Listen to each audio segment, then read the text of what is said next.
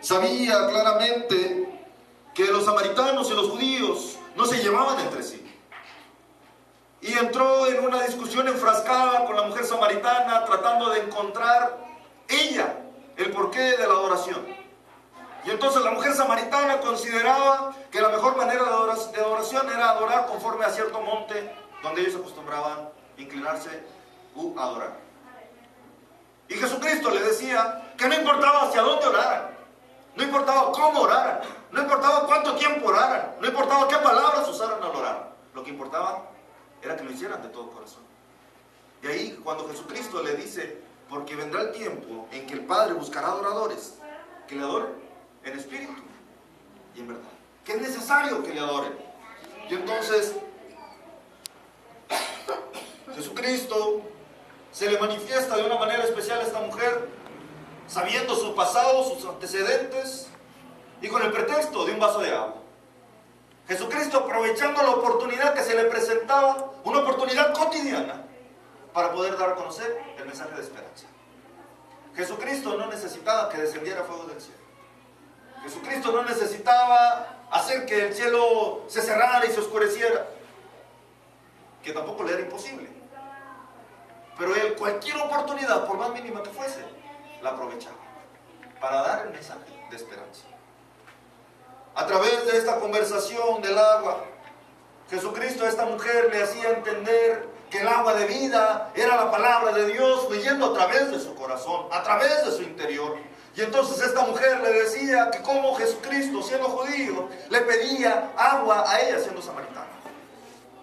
No solamente el hecho de ser judío y samaritano, sino que ella era mujer y Jesucristo era hombre.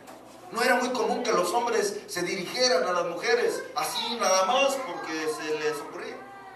Mucho menos que una mujer le respondiera a un hombre.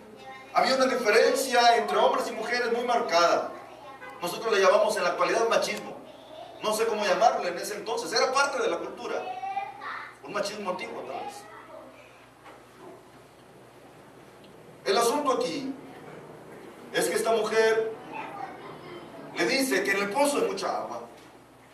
Y Jesucristo le hace de una manera clara ver que no está hablando del agua solamente necesaria para el cuerpo físico, sino estaba hablando de la necesidad de nuestro espíritu de tener paz, de ser saciado de la sequedad que ocasiona el pecado o la vida de este mundo. Y por eso Jesucristo le dice en el capítulo 4, versículo 13, cualquiera que bebiere de esta agua no volverá a tener sed jamás. Mas el que bebiere del agua que yo le daré no tendrá sed jamás, sino que el agua que yo le daré será en él una fuente de agua que salte para vida eterna. Y entonces el concepto que esta mujer tenía de Jesucristo despertó su fe. Y Jesucristo entró más profundo en la vida de esta mujer. Le dijo, llama a tu marido. Y entonces ella le dice, no tengo marido. Jesucristo le dice, bien has dicho, porque 5 maridos has tenido y el que ahora tienes no es tu marido. Esto que tú has dicho es verdad.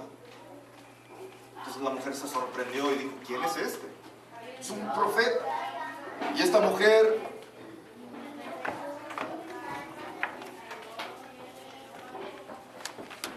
empezó a abrir su corazón y entendió el concepto que Dios estaba planteándole acerca de la verdadera adoración.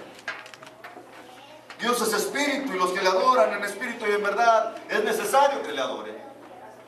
Pero muchas veces hablando de la adoración tenemos un concepto claro, a veces creyendo nosotros que la adoración simplemente es el hacer una actividad espiritual, como orar, como cantar salmos, como entonar cánticos, como el ayunar, como el venir a la reunión de la iglesia, como el leer la Biblia, como el interceder, como el compartir la mesa con otros hermanos, el orar unos por otros. No solamente eso es actividad de adoración. Toda actividad de nuestra vida cotidiana hecha por el Señor es adoración. Y entonces cuando esta mujer entiende el concepto de la oración, le hace una invitación al Señor a que venga con ella a su ciudad, con su gente. Pero en esto vinieron los discípulos, versículo 27, y se maravillaron de que hablaba con una mujer. Sin embargo, ninguno dijo, ¿qué preguntas o qué hablas con ella? Entonces la mujer dejó su cántaro y se fue a la ciudad y dijo a los hombres, venid, ved a un hombre que me ha dicho todo cuanto he hecho. ¿No será este el Cristo? Entonces salieron de la ciudad y vinieron a él. Entre tanto los discípulos le rogaban diciendo, Rabí, come. Y él les dijo, yo tengo una comida que comer que vosotros no sabéis. Entonces los discípulos decían unos a otros, ¿le habrá traído alguien de comer? Jesús les dijo, mi comida es que haga la voluntad del que me envió y que acabe su obra. Hasta aquí tenemos el contexto de esta situación cuando leemos el versículo 35. Jesucristo está diciéndoles, he aprovechado la mínima oportunidad que se me ha presentado para enseñar la palabra. He aprovechado la mínima oportunidad que he encontrado para enseñar la esperanza que viene a través de la fe. Hay personas, hermanos, que se encuentran afuera y que están esperando cualquier cosita para poder encontrar la esperanza en Jesucristo. A mí me encanta poder escuchar a alguna persona que tú le empieces a compartir la palabra y que esta persona te dice, eso es lo que estaba buscando, eso es lo que esperaba, necesitaba que alguien me dijera eso.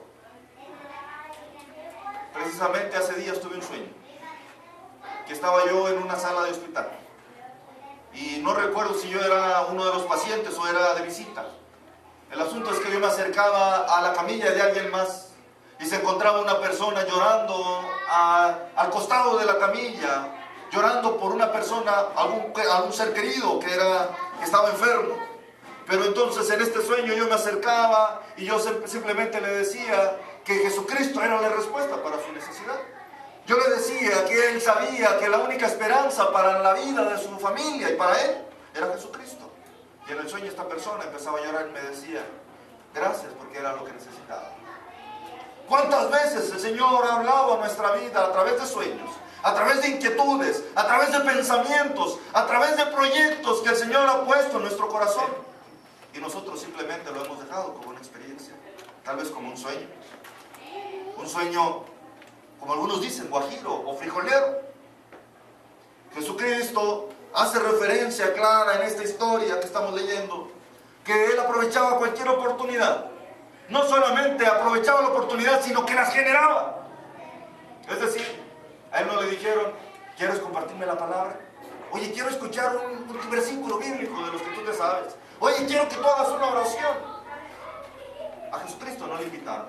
Jesucristo entró, no pidió permiso, hizo un tema de conversación, hizo un puente de relación con esta mujer samaritana y generó la oportunidad para poder captar. Le habló de su vida pasada, le habló de lo que había experimentado. Tal vez era algo secreto que muy pocos sabían. Tal vez esta mujer samaritana no tenía buena reputación, pero nadie más la conocía fuera de la ciudad de Samaria. Sin embargo, los discípulos no la conocían y habían dejado al maestro ahí junto a ese pozo donde sacaba agua esta mujer. Y regresan y lo encuentran platicando.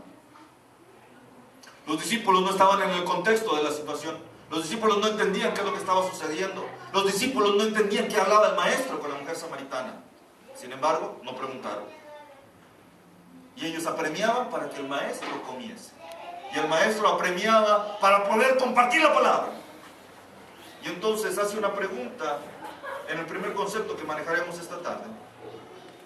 ¿No decís vosotros, aún faltan 4 meses para que llegue la siega? Muchas veces nosotros consideramos que el tiempo del Señor es pasado. Es decir, que la visitación de Dios fue para otro tiempo. Que la evangelización masiva de casa por casa o de campañas al aire libre era para otros días.